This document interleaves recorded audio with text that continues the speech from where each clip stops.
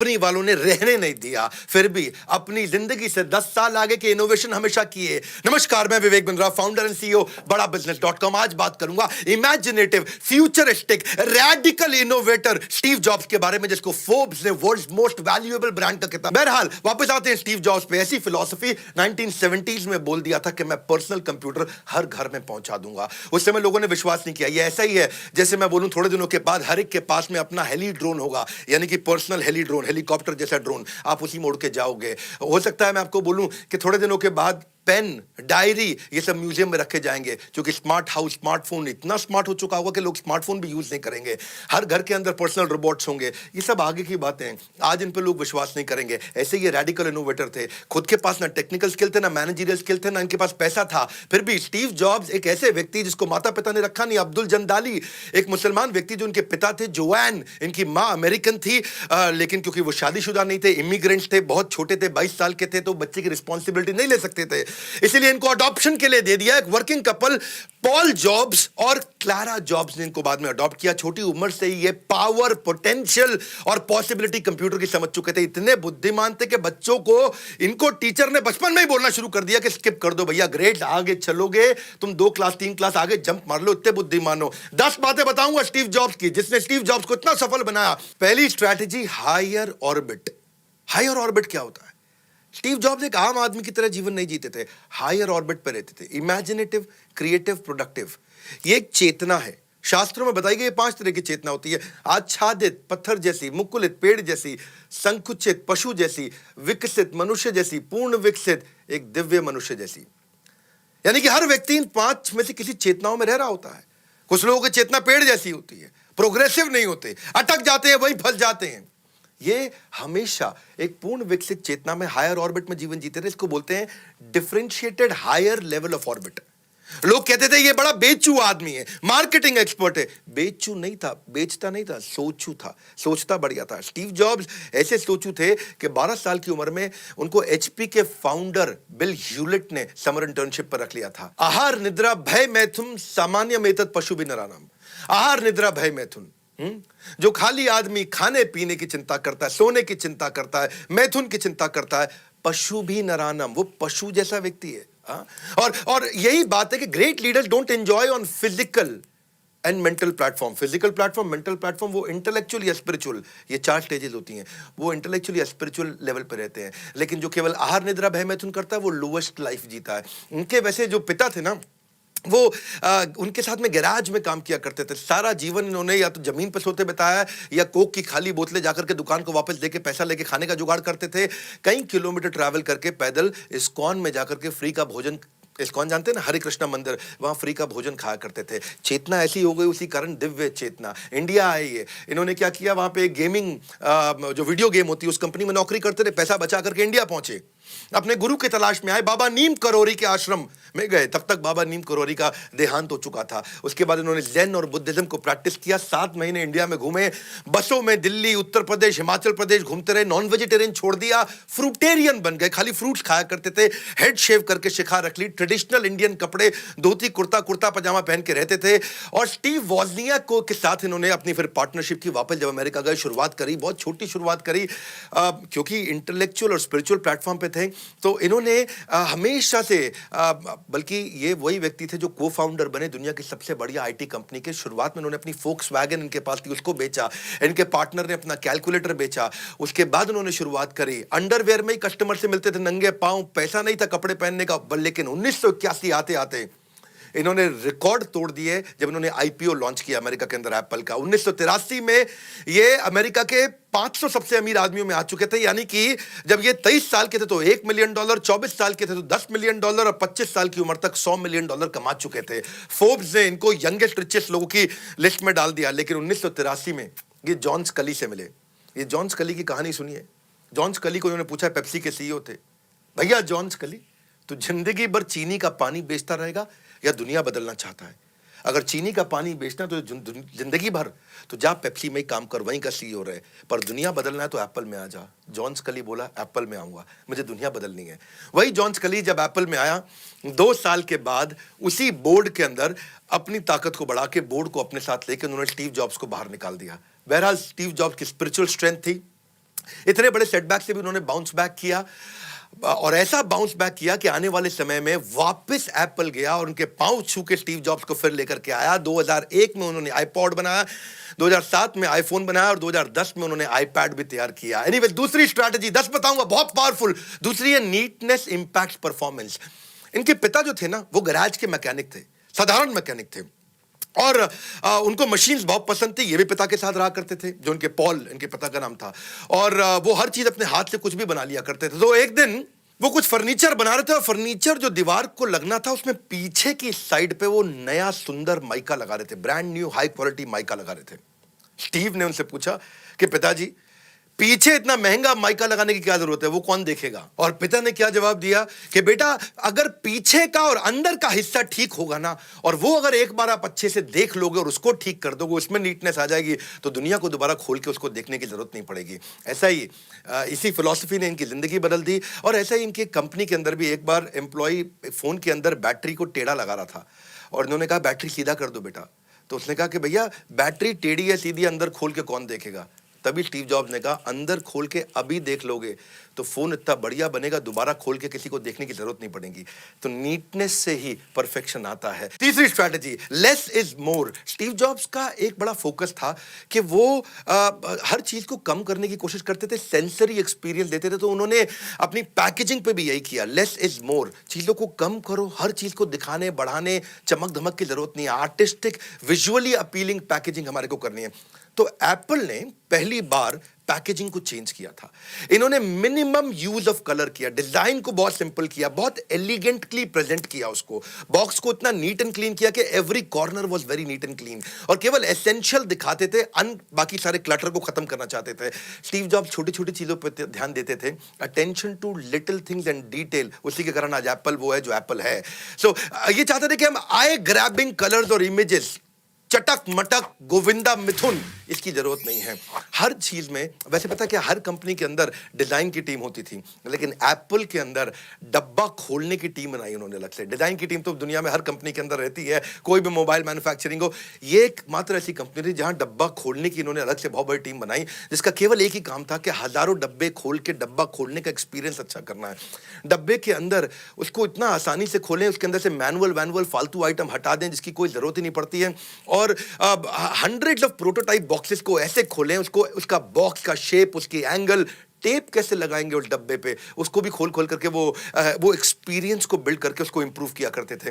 तो हर चीज को उन्होंने मिनिमम किया, एसेंशियल चीजों पे ध्यान दिया, चटक मटक हटा के। अपने लोगो जो है, लोगो भी इन्होंने ऐसे ही इवॉल्व किया। उसमें एप्पल में छोटा सा एक बाइट है, वो भी इसीलिए कि ताकि चेरी या टोमेटो ना लोग समझ बैठे, उसको एप्पल ही समझें। तो लोगों को भी इतना मिनिमम कर दिया कि लोगों के नीचे से कुछ नहीं लिखा, केवल लोगो लिखा, लोगो बनाया, उसमें कंपनी का नाम हटा दिया, कोई और टैगलाइन हटा दी, और आज ये दुनिया का स्लीकेस्ट लोगो और मोस्ट रिकॉग्नाइजेबल लोगो हो चुका है। एप्पल का बस वो सिंपल सा लोगो देखते ही लोग समझ जाते हैं भैया एप्पल की आइटम है। इनके ऑफिस स्पेस, इनकी वॉल्स, इनकी शेल्फ, इनके डेस्क, वो भी सब वाइट थे, बिल्कुल नीट और क्लीन, उसको भी मिनिमम रखते थे। चौथी strategy, calligraphy, the soul of decorative mentality. आत्मा, डेकोरेटिव मेंटालिटी। स्टीव जॉब्स की डेकोरेटिव मेंटालिटी, क्या मतलब हुआ इसका? कैलीग्राफी का पहले मतलब समझ लेते हैं। डेकोरेटिव हैंडराइटिंग को, सुंदर सुंदर तरीके से लिखने को, अलग अलग तरीके से उसी बात को लिखने को बोलते हैं कैलीग्राफी। ये he would change something that is already established, क्योंकि इनकी इमेजिनेटिव डिजाइन थिंकिंग बन चुकी थी, अनमैच्ड क्रिएटिव इमेजिनेशन हो चुकी थी। बचपन से ना इनका स्कूल में मन लगता था, ना कॉलेज में मन लगता था। कॉलेज छोड़ने के बाद इन्होंने कैलीग्राफी की क्लासेस ज्वाइन कर ली, जहां इनकी डेकोरेटिव मेंटालिटी बिल्ड हो गई, और उसके कारण ये परफेक्शनिस्ट भी हो गए उस डेकोरेटिव मेंटालिटी के चलते चलते। He would not settle down for 9.9 out of 10, इनको 10 आउट ऑफ 10 चाहिए था। Either he will create everything non existing और डिस्ट्रॉय एवरीथिंग एग्जिस्टिंग। एक्चुअली क्या होता है, कैलीग्राफी का मतलब होता है ability to write one thing in 100 different ways. एक ही चीज को 100 तरीके से कैसे लिख सकते हैं, अलग अलग सुंदर सुंदर डिजाइन में कैसे लिख सकते हैं। मुद्दा कहां है? पकड़ना मेरी बात को, मुद्दा है 100 तरीके से सोचने में एक ही चीज को, वो आत्मा में चला गया इनके। यानी कि एक ही प्रॉब्लम को 100 तरीके से सोच पाना, यानी कि एक ही रिक्वायरमेंट को 100 डिजाइन्स की तरह सोच पाना, और वो कैलीग्राफी इनकी टेक्नोलॉजी में चली गई। यही हम भी सीखने का प्रयास करते हैं, अपने कंटेंट को कैसे बार बार रीडिफाइन करें, रीडिजाइन करें, हर बार आपको अच्छा एक्सपीरियंस दें, बढ़िया बढ़िया एनिमेशन ला करके दें। बेसिकली यही यूजर एक्सपीरियंस है। एयरबीएनबी क्या था? कुछ भी नहीं, एक मकान को, दुकान को रेंट पे देना, ये धंधा सालों साल से चल रहा था, पर एयरबीएनबी ने अट्रैक्टिव इंटरफेस दे दिया, एक इजी टू यूज प्लेटफॉर्म दे दिया, इंटरनल रेटिंग सिस्टम दे दिया, रेवोल्यूशन हो गया। एप्पल भी कस्टमर के थॉट को समझ गया कि कंप्यूटर गंदा लगता है, अगली लगता था। 1970s 80s बता रहा हूं आपको, टेक्नोलॉजी अगली थी, बल्कि थी, अनअट्रैक्टिव था, उसको सेक्सी कैसे बना दे। देखो एक बात समझो, सुअर को लिपस्टिक लगा करके उसको खूबसूरत बनाना, ये उसी प्रकार है किसी बैड प्रोडक्ट को आप बेचना। इसी को, ये डिजाइन थिंकिंग इनकी ऐसी आई, बोला बैड प्रोडक्ट नहीं चाहिए, सुअर को लिपस्टिक लगा के सुंदर नहीं दिखा सकते आप। इसीलिए अच्छा चलो 5वीं स्ट्रैटेजी पे आते हैं। Innovation is about subtraction. Innovation का मतलब है चीजें कम कर दो, बहुत कम कर दो। 1997 में जब इनको वापस इंटरिम सीईओ के रूप में बुलाया गया था ना, भैया स्टीव जॉब्स वापस आ जाओ, भैया एप्पल खत्म हो गई तुम्हारे बिना, वापस आ जाओ। यही होता है, innovation distinguishes between a leader and a follower. Jobs जब वापस आए, उन्होंने देखा 350 आइटम बना रहे हैं, क्या मजाक बना रखा है कंपनी के अंदर, ये भी बनाएंगे, हम वो भी बनाएंगे, हम ऐसा भी बनाएंगे, वैसा भी बनाएंगे। स्टीव जॉब का हम सब कुछ बना रहे हैं। बोला shut up, stop it right now, minimalistic हो जाओ। 350 चीजों में से 340 इन्होंने हटा दी, डेटा को स्टडी किया और केवल 10 चीजों पर फोकस किया। Products had become redundant, outdated, और बहुत एक्सपेंसिव पड़ता था प्रोडक्शन कॉस्ट को, वो नहीं प्रोड्यूस कर पाते थे क्योंकि फालतू चीजें बहुत ज्यादा कर दी। स्टीव जॉब्स एक मापदंड बन चुके थे क्वालिटी के, ये था स्टीव जॉब्स का nature. Focusing on just handful things and venture rather than hundreds of them, excellence in quality. वो उनका रूल क्या था? Let's free up the space for what matters the most, what matters the most, what matters the most. उसी पर focus करूंगा जो सबसे जरूरी है, what matters the most, what matters the most. अपने मार्केटिंग प्लान में भी यही किया। इनके यहाँ जो मार्केटिंग वाले थे वो क्या कहते थे? वो अपने लैपटॉप को जब बेच रहे हैं, बोल रहे हैं my laptop is fast, super light, has Pentium 5 processor, it comes in 3 great colour. Steve Jobs बोला व्हाट नॉनसेंस, शट अप, ये सब नहीं चाहिए। When you talk to many things your message gets missed. समझ ही नहीं आएगा लोगों को तुम बोल क्या रहे हो, इतनी सारी बातें बोल रहे हो। स्टीव जॉब्स ने कहा एक लाइन बोलो, गेम चेंज करो, the world's thinnest notebook, that's it. वो क्या बोले? मैं गर्वित महसूस करता हूं उन चीजों को जिनको मैं करता हूं, और उन चीजों के लिए भी गर्वित महसूस करता हूं जिनको मैं नहीं करता हूं। इसको बोलते हैं मिनिमलिस्टिक थिंकिंग। 6ठी strategy, pushing herd to a cult. भीड़ में से अपने लोग खोज के उनको अपना बना लो। इनकी स्ट्रैटेजी क्या थी? Try to get people to take to one side. इन्होंने पूरी मार्केट को अलग कर दिया, तुम माइक्रोसॉफ्ट वाले और तुम एप्पल वाले, बाजार को अलग किया इन्होंने। समझना मेरी बात को, बड़ा गहरे आदमी ऐसी ऐसी केस स्टडी देते हैं। हमारा काम है आपको ग्रेट लर्निंग शॉर्ट में आकर के देना। If you don't stand up for what you believe in, you will go unnoticed. तो ये बोले मुझको अननोटिस नहीं जाना है, मुझको अपने लोग अलग कर रहे हैं। Microsoft is my biggest competitor. ऐसा करते हैं, फैक्ट टेल्स, स्टोरी सेल्स। मैं कहानी बनाता हूं माइक्रोसॉफ्ट के खिलाफ। इन्होंने कहानी बनाई, बोला मैं 3 चीजों पर फोकस करो। 3 चीजें हमारी शत्रु है, हमारे एनिमीज है। पहली एनिमी क्या है? कॉम्प्लेक्सिटी। अगर तेरे को कॉम्प्लेक्स पसंद है तू चल माइक्रोसॉफ्ट में निकल। दूसरी एनिमी हमारा क्या है? Lack of good taste. तेरे को टेस्ट पसंद नहीं, तू माइक्रोसॉफ्ट खरीद, पब्लिकली आकर के बोला। तीसरी हमारा एनिमी है कन्वेंशनल थिंकिंग। तू आज भी दकियानुसी रूढ़िवादी पुराना है, माइक्रोसॉफ्ट खरीद। Microsoft processor is tasteless, it is classless. Public में आकर के उन्होंने बोलना शुरू किया, क्या अलग कर दो माइक्रोसॉफ्ट वालों, तुम बाहर हो जाओ यहां से। हमें केवल वो आदमी चाहिए जिसको टेस्ट चाहिए। Microsoft has no taste, they have absolutely no taste. ये मैं नहीं बोल रहा हूं, स्टीव जॉब्स बोलते रहे पब्लिक में आके। और क्या बोलते रहे? I don't mean that in a small way, I mean that in a big way. अरे इतना रिपीट करके बोल रहे हो? Repetition is necessary to drive the point back home. और इनका क्या मानना था? इतना बोल दो क्लियरली कि मैं टेस्ट और क्लास पे काम कर रहा हूं। और बोलते थे Microsoft doesn't bring culture to their product. उनके प्रोडक्ट में कल्चर ही नहीं है, हल्का बना दिया उसको। नाइकी की एड भी थोड़ी ऐसी होती है कि भाई जूते का सोल अच्छा है हमारे, वो तो एथलीट की बात करता है, क्लास। तो ये क्या कहते थे? Get attention by communicating the dreams that your customer aspires to live. आपका कस्टमर क्या सपना देख रहा है वो मेरे को कम्युनिकेट करना है। तो ये क्या कहते थे? कल्ट ऐसा बना दो ना, once you buy Apple always you will buy Apple. और मैंने अपनी जिंदगी में वो लोग देखे नहीं जो एप्पल खरीदने के बाद दोबारा एंड्रॉइड में कभी गए हों। 7वीं strategy, first versus best. Steve Jobs ने कोई काम फर्स्ट नहीं किया, पर जो किया वो बेस्ट किया। उनका रूल सिंपल है, rarely he did anything first, but whatever he did best. जो करूंगा ऐसा करूंगा, फिर किसी को दोबारा नहीं हिला दूंगा। He says that I love to become shameless in stealing great ideas as we are. बोले हर एक का बेस्ट आइडिया उठाऊंगा, लेकिन जब बनाऊंगा तो पूरे बाजार को हिला दूंगा। उसने रीडिजाइन किए, रीमार्केट किए बहुत सारे हजारों ऐसी आइडियाज को जो पहले से थे। MP3 प्लेयर पहले से बिक रहा था, स्मार्टफोन पहले से बिक रहा था, टैबलेट कंप्यूटर पहले से बिक रहे थे, लेकिन इसने यूजर एक्सपीरियंस को, नेविगेबिलिटी को, कि कैसे नेविगेट करेंगे उस मोबाइल में, मोबाइल का वेट कैसा रहेगा, पैकेजिंग, डिस्ट्रीब्यूशन चैनल, उसके डिजाइन कैसे रहेंगे, कंज्यूमर का फीडबैक सुन सुन के इसने बनाया। क्या कहते थे, वी डोंट डू फाइन, हम फाइन काम नहीं करते। 10 out of 10. We don't accept things the way they are.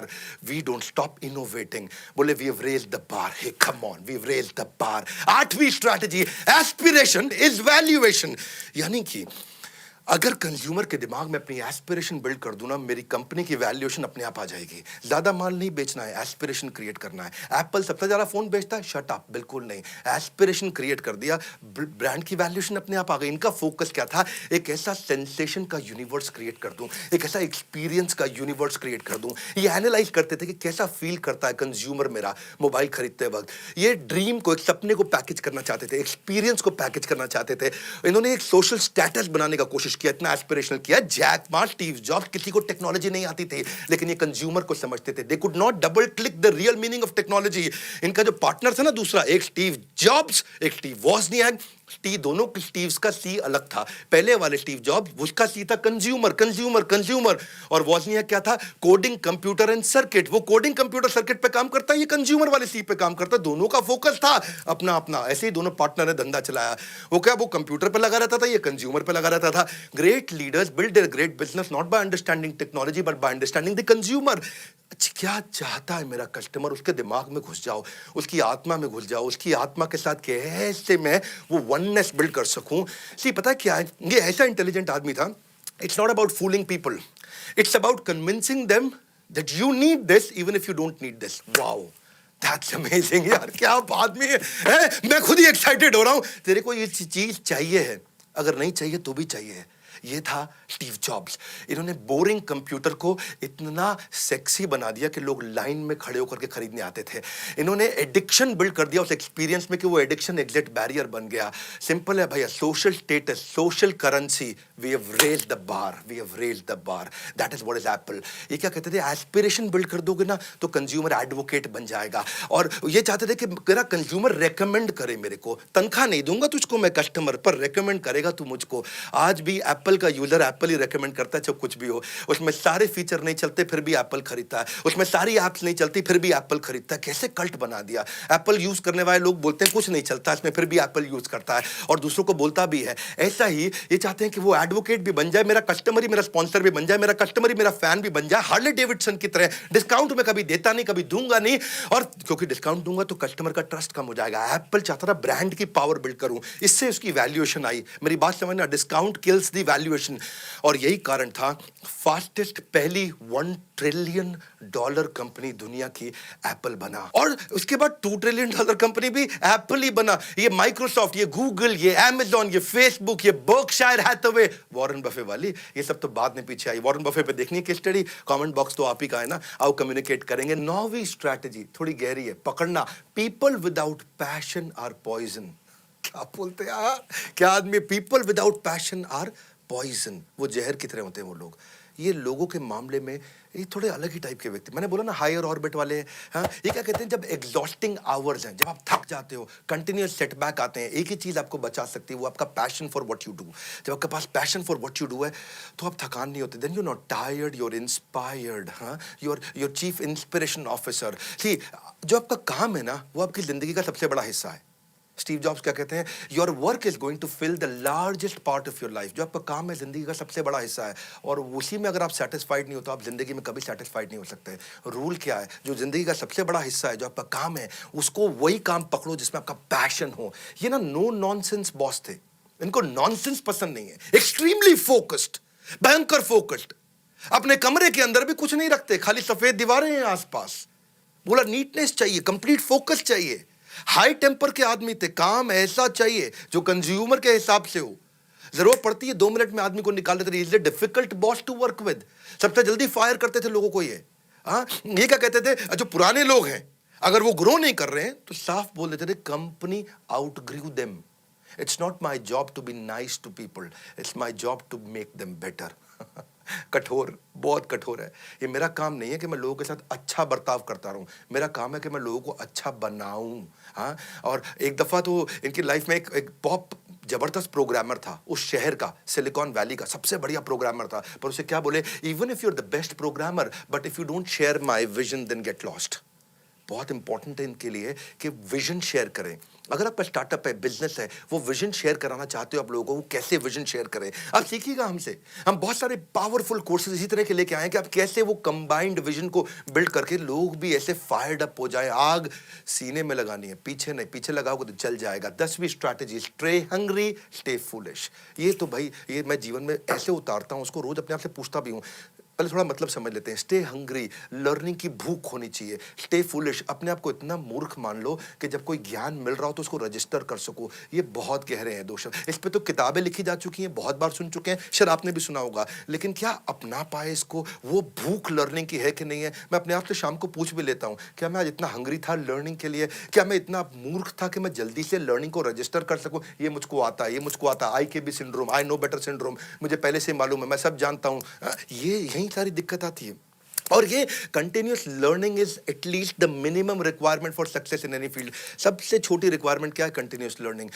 देखो हमने भी क्या किया ना, हमने यही फोकस करने का प्रयास किया, नॉलेज ओरिएंटेड लर्निंग या action oriented learning. Knowledge oriented learning तो आपको किसी भी conventional classroom based theoretical approach में किसी कॉलेज यूनिवर्सिटी में मिल जाएगी, लेकिन चाहिए क्या आपको ग्रोथ के लिए? Action oriented learning. Everything about entrepreneurship में वही दिया। वैसे एक बात बताऊं, मैं वो हलवाई हूं जो केवल अपनी दुकान की मिठाई खाता हूं। हाँ मैं केवल अपनी दुकान की मिठाई खाता हूं। मैं इधर उधर आप माल भी ऐसा बनाओ ना, मिठाई भी ऐसी बनाओ जो अपने बच्चों को खिला सकते हो। अगर बच्चों को खिलाने लायक मिठाई नहीं बनाई तो दुनिया में आपको बेचने का भी अधिकार नहीं है। वही स्टीव जॉब्स करते थे कि मैं वो प्रोडक्ट बनाऊं जिसको मैं खुद इस्तेमाल करने में प्राउड फील करूं। इसीलिए मैं आज वही कोर्सेज बनाता हूं जिसको मैं खुद कंज्यूम करना चाहता हूं। वही है हमारे एवरीथिंग अबाउट एंटरप्रेन्योरशिप का मॉडल। आपको एक बात बोलूं, अगर आप भी कोई स्टार्टअप बिल्ड करना चाहते हो, एक सिंपल प्रोसेस क्या है, IBC ज्वाइन कर लो। IBC ज्वाइन करने से आप कम से कम 1 साल IBC की तरह काम कर लो। हमने ट्रेनिंग्स को कहीं गुना बढ़ा दिया अपने IBCs के। जो सीरियस है ना कोई भी बिजनेस करने के लिए, 1 साल IBC करो, पैसा भी नहीं लगेगा, आपको पैसा वापस भी मिलेगा, थोड़ा कमा भी लोगे आप हमारे साथ अच्छे से, और इतना लर्न कर लोगे कि उसके बाद जब स्टार्टअप में आओगे तो कोई हरा नहीं पाएगा। बोर्ड लाइन नंबर पे फोन करके पता लगाओ कि भाई मैं भी, ये क्या होता है IBC, एवरीथिंग अबाउट एंटरप्रेन्योरशिप क्या है, मैं कैसे ग्रो कर सकता हूं। इस वीडियो को शेयर करना चाहोगे आप? हाँ, क्या आप लोगों को इंस्पायर करना चाहोगे? ऐसा आदमी जो यूनिवर्स में डेंट मारने आया था, ऐसा आदमी जो साधारण काम नहीं करता। पेप्सी का CEO को भी ऐसे बोला ना, चीनी वाला पानी बेचेगा या दुनिया बदलेगा।